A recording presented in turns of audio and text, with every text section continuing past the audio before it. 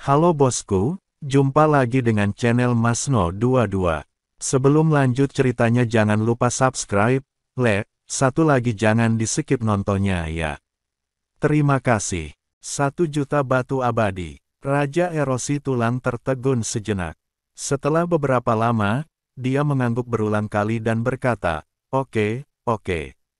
Aku akan menghubungi orang itu sekarang juga dan menghancurkan benua Changsuan.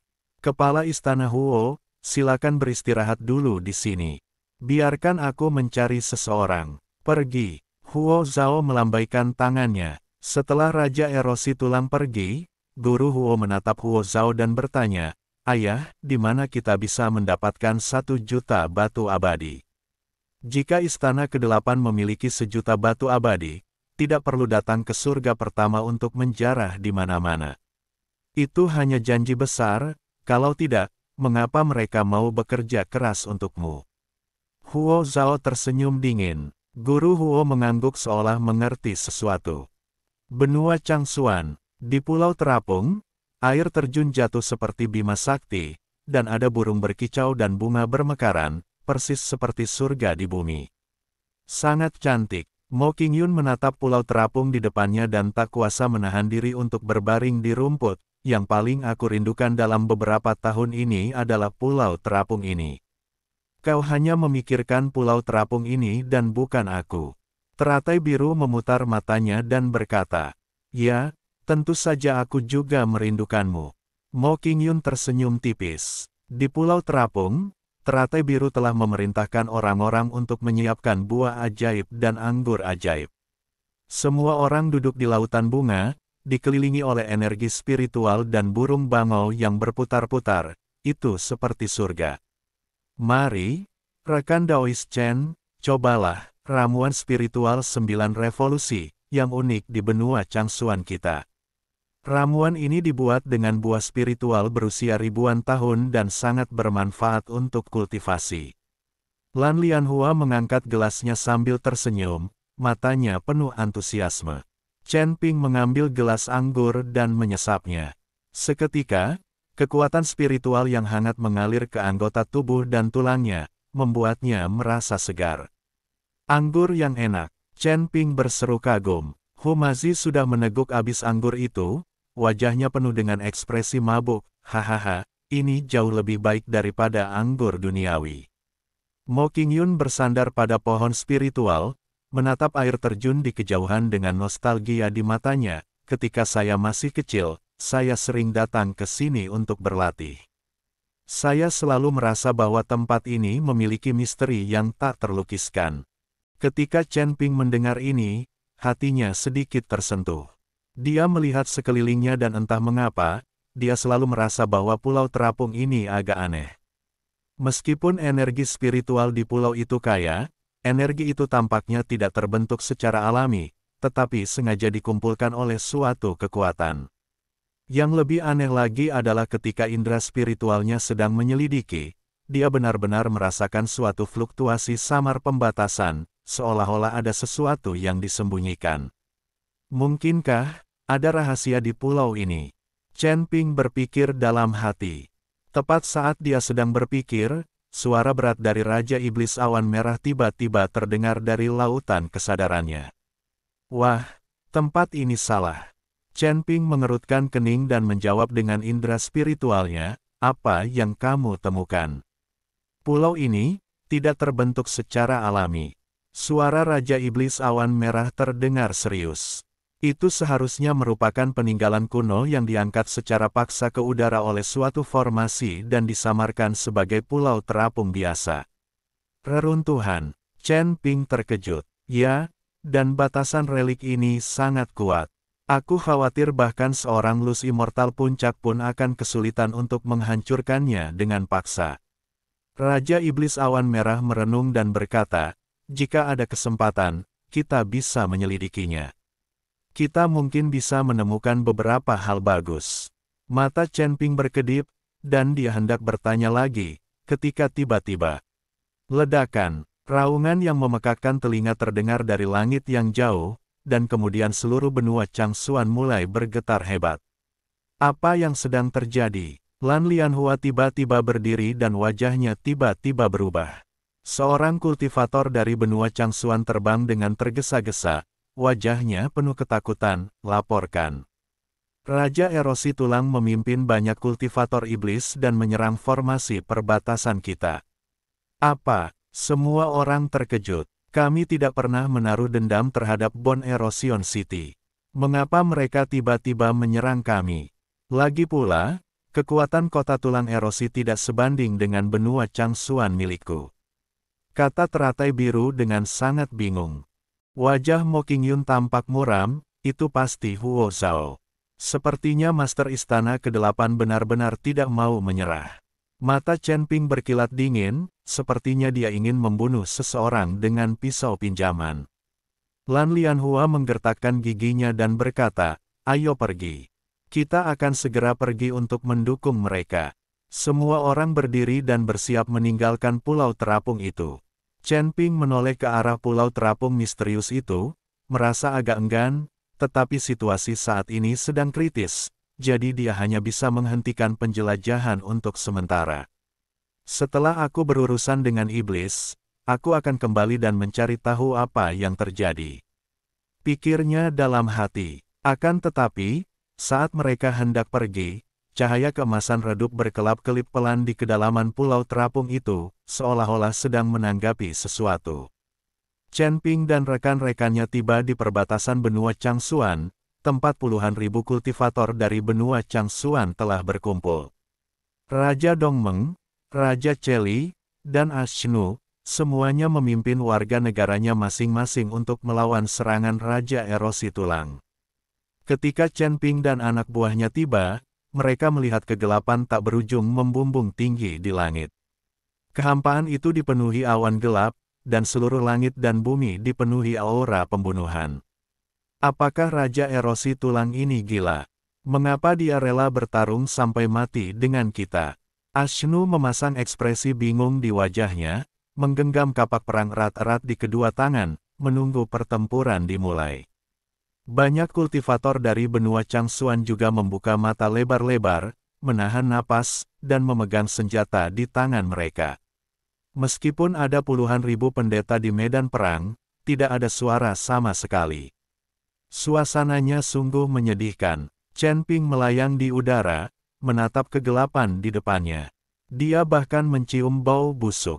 Perang akan segera dimulai. Benua Changsuan telah mengalami serangan dari kota Feihu, serangan dari 8 istana, dan sekarang ada serangan dari kota Sigu. Setiap kali, itu merupakan pukulan berat bagi benua Changsuan. Benua Changsuan, yang awalnya memiliki ratusan ribu kultivator, kini hanya dapat menampung puluhan ribu orang. Para kultivator di benua Changsuan, merasakan napas kematian di sekeliling mereka, semuanya memasang ekspresi serius, dan beberapa bahkan tanpa sadar mulai gemetar di kaki mereka. Aisyah juga ada di antara kerumunan itu. Meskipun dia adalah putri suatu negara, di saat kelangsungan hidup seluruh benua, bahkan Xuan Fei telah maju. Siapakah dia? Seorang putri. Ledakan-ledakan. Dalam kegelapan, akhirnya ada gerakan, bumi mulai bergetar, aura mengerikan terus meningkat di kejauhan, dan kabut hitam melonjak seperti banjir. Mempersiapkan. Teratai biru meraung, dan semua pembudidaya di benua Changsuan bersiap. Chen Ping memanggil pedang pembunuh naga dan menatap kabut hitam di depannya, yang terus mendekat, seperti gelombang hitam besar yang hendak menelan seluruh benua Changsuan. Mo Qingyun dan Hu Mazi juga siap, karena pertempuran ini menyangkut kelangsungan hidup benua Changsuan. Kabut hitam membumbung tinggi bagaikan makhluk hidup, merobek langit menjadi warna tinta pekat. Pedang pembunuh naga milik Chen Ping terbakar di telapak tangannya, dan ukiran kuno yang terukir di tulang punggung pedang memancarkan cahaya redup, seolah memperingatkan akan datangnya bencana. Cahaya keemasan misterius dari pulau terapung itu telah lama terlupakan. Pada saat ini, nasib seluruh benua Changsuan tergantung pada garis perbatasan yang akan ditelan kabut hitam. Yang mulia, fluktuasi energi spiritual di garis pertahanan barat laut telah melemah. Suara guru negara Mongolia Timur bergetar. Pelat pendeteksi roh di tangannya berputar dengan cepat, dan jarumnya hampir membuat retakan pada pelat jam. Raja Chewuji dari Cheli menggenggam erat pedang lembut berlapis emas di pinggangnya, buku-buku jarinya memutih karena kekuatan yang luar biasa. Sampaikan perintah, suruh batalion perisai dan baju sirah mundur sejauh 3 mil dan bentuklah formasi tempurung kura-kura. Sebelum dia bisa menyelesaikan kata-katanya, retakan menyerupai jaring laba-laba tiba-tiba muncul di tanah. Cairan hitam berbau busuk mengalir keluar dari celah-celah dan merusak jubah biksu tersebut, meninggalkan lubang-lubang hangus saat cairan itu menyentuhnya. Cahaya pertahanan biru pucat bersinar dari baju besi perak Putri Aisyah, tetapi tangannya yang memegang tombak mulai sedikit gemetar. Pembantu di sampingnya ingin menyeka keringat dingin di dahinya, tetapi baru saja dia mengulurkan tangannya, dia terhempas oleh kekuatan tak terlihat dan berubah menjadi kabut darah di udara. Tunggu! Teriakan lantang Blue Lotus terdengar sangat keras terutama di medan perang yang suram. Tangan gioknya terbang, dan 36 hantu teratai hijau mekar di belakangnya, masing-masing memancarkan cahaya yang dapat memurnikan roh jahat. Tetapi meskipun begitu, dia tidak dapat menyembunyikan kesungguhan di matanya. Bayangan teratai hijau itu memudar dengan kecepatan yang terlihat oleh mata telanjang di bawah erosi kabut hitam. Mengaum, tiba-tiba, terdengar suara mengerikan dari tulang yang bergesekan satu sama lain dari kabut hitam, dan prajurit kerangka yang tak terhitung jumlahnya keluar bagaikan air pasang. Api hijau hantu berkedip-kedip di rongga mata para prajurit kerangka ini, dan tanda-tanda hitam aneh terjerat di tulang-tulang mereka. Setelah dipotong-potong, mereka dapat dengan cepat disusun kembali, membuat mereka mustahil untuk dibunuh. Sialan, kenapa prajurit kerangka ini tidak bisa dibunuh? Humazi menghancurkan tengkorak 3 prajurit kerangka dengan satu pukulan, tetapi melihat tulang-tulang yang patah itu berkumpul kembali dalam kabut hitam dan berdiri lagi dalam sekejap mata. Chen Ping mengerutkan kening dan mengayunkan pedang pembunuh naga, lalu puluhan prajurit kerangka hancur. Namun setelah beberapa saat, tulang-tulang yang patah itu secara aneh tersusun kembali. Prajurit kerangka ini berada di bawah mantra keabadian.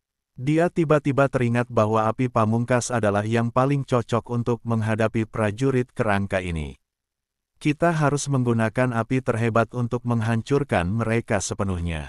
Kirin api kecil. Saat Chen Ping berteriak, cahaya merah yang menyilaukan tiba-tiba meledak dari bahunya. Seekor kilin kecil dengan tubuh merah dan sisik menyala seperti api melompat keluar dari cincin penyimpanan dan mengeluarkan raungan yang memekakkan telinga ke langit. Mengaum, si unicorn api kecil tumbuh melawan angin dan dalam sekejap mata berubah menjadi binatang api setinggi 10 kaki. Kemanapun keempat kukunya melangkah, tanah pun terbakar oleh api.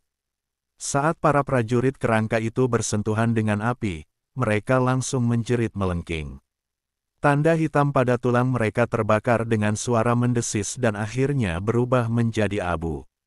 Kerja bagus. Melihat ini, Mo Qingyun segera memerintahkan para biksu untuk membentuk formasi pertempuran dan memimpin prajurit kerangka ke dalam jangkauan api kirin api.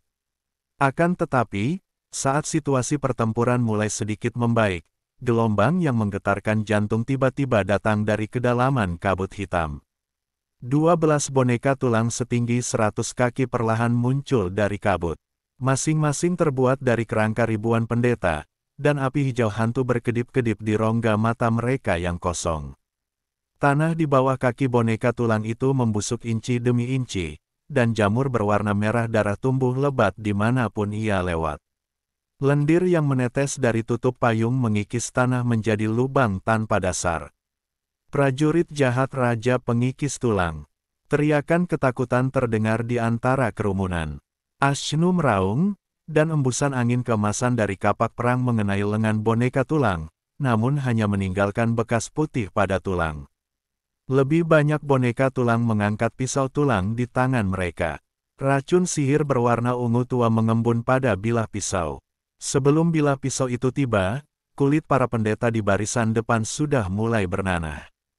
Garis pertahanan benua Changsuan tiba-tiba menjadi kacau, para kultivator bertarung sendiri-sendiri, dan formasi yang awalnya rapi pun hancur berkeping-keping. Pedang di tangan Mo Qingyun membentuk lapisan es, membekukan tubuh bagian bawah ketiga boneka tulang. Namun dalam sekejap mata, boneka tulang itu menghancurkan lapisan es, dan taji tulang tumbuh lagi di kaki mereka yang patah. Kita tidak bisa terus seperti ini. Chen Ping melihat garis pertahanan yang sedang dipadatkan dan merasakan hawa dingin di hatinya. Dia tiba-tiba menyadari bahwa meskipun gerakan boneka tulang itu lambat, mereka selalu bergerak dalam pola tertentu. Setelah mengamati dengan saksama sejenak, pupil matanya tiba-tiba mengecil. Boneka tulang ini sebenarnya membentuk semacam formasi sihir kuno. Di tengah formasi itu, kabut hitam mengembun menjadi wajah manusia besar. Itu adalah wajah Raja Erosi Tulang yang ditutupi bintil-bintil busuk. Semut Changsuan, hari ini adalah ajalmu. Formasi surga pemakan tulang iblis, aktifkan. Dalam sekejap, ke-12 boneka tulang itu meraung pada saat yang sama, dan pisau-pisau tulang saling terkait di udara membentuk jaring pisau yang menutupi langit dan matahari. Semua jamur darah di tanah meledak, melepaskan kabut beracun yang menyesakkan.